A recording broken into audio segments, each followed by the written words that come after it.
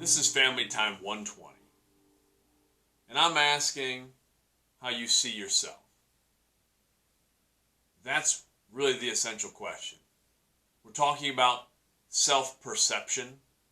That falls under our self-awareness, social emotional learning competency.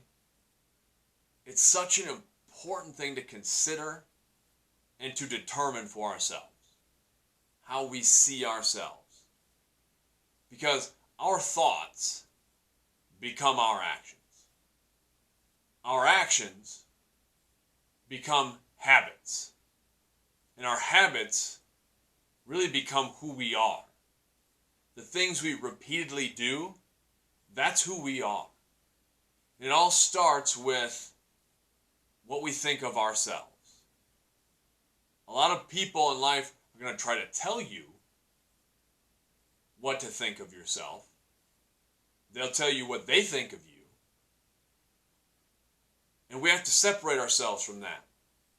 You have to determine for yourself who you are. That self-talk is so important.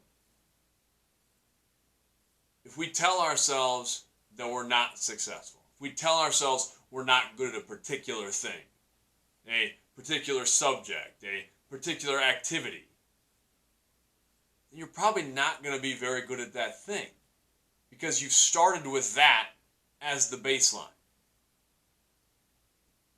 On the flip side, if we tell ourselves that we're capable of great things, that we're capable of growth and improvement, that we can get better at something, then we set ourselves up for success. And that's not being arrogant. I see that sometimes with students when we have these sorts of discussions. Is people don't want to be arrogant, they don't want to be brash, so they think they can't have positive self-talk. We don't want to brag or make other people feel bad. We don't want to tear others down to build ourselves up. That's an entirely different thing. But we have to build some self-efficacy. We have to build some belief and some confidence in ourselves.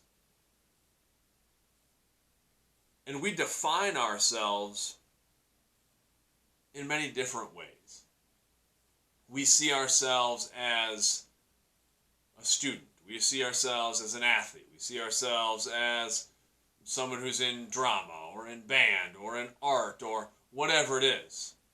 Later in life, we do the same thing. We see ourselves as husbands and wives and parents, and we create these ideas, these images of what those things mean. And that's how we define ourselves, by our roles in life, by our careers. And that's okay. There's nothing wrong with those things, especially if we're attaching to those things some positive attributes. Nothing wrong with that at all. I, before anything else, see myself as a father. After that, I see myself as a teacher and a coach. And there's a lot of other constructs that I bring into how I define who I am. But it's also important for us to ask ourselves questions about what we really believe, what our strengths are, what our weaknesses are, areas where we would like to see improve, not weaknesses based on anyone else's assessment, but what we think we would like to improve about ourselves or about our lives. Those are important questions to ask. And then we have to recognize the power of the self-fulfilling prophecy. You've probably heard that term before, may not fully understand what it means.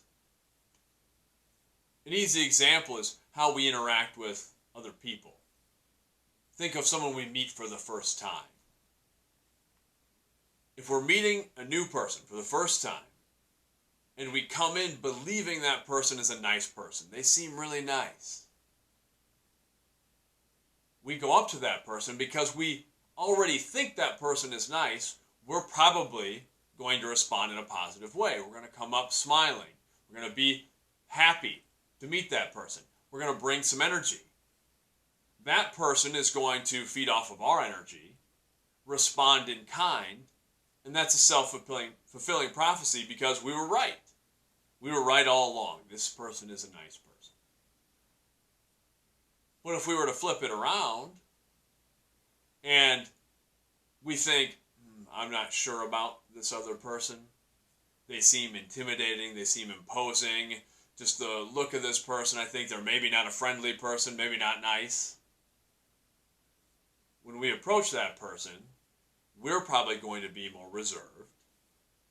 Our body language isn't going to be open and inviting. And that person, most likely, will respond off of us. And again, we'll confirm what we already believe. That I knew it, this person didn't say a lot, didn't seem very energetic. Those are self-fulfilling prophecies. We do the same thing with ourselves. If we go into a situation believing that I'm not so good at this is not how I define myself, then we're probably not going to be that good at it. And we don't have to go into every situation thinking, I'm the best public speaker, I'm the best athlete, I'm the best whatever it is. But we can say, you know what, I have these strengths. I'm pretty good at these things. I need to work on these things, but I'm going to lean into my strengths a little bit, and I'm going to spend time working on my deficits, and I'm going to know for certain that I can learn and grow because I've done it before. None of us started where we are now. We're all a work in progress. Every day, every year of your life, it's a work in progress. And if we want to keep growing, we have to consider our self-talk. And we have to look at how we view ourselves. If we want to change something about ourselves, about our reality, we have to start with, well, how am I viewing myself now? Because we're going to fit the roles we establish for ourselves.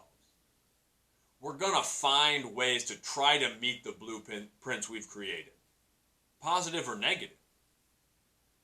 If we see ourselves as someone who doesn't exercise, someone who doesn't study, we're going to fit that mold. If we start to see ourselves as something else, as something we want to be, we become what we continually think about.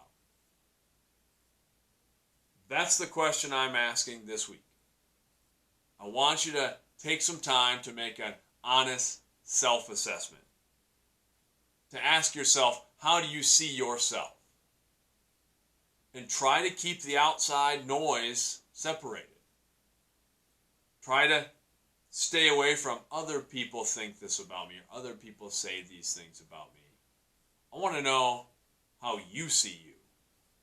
How do you define yourself? Until next time, much love.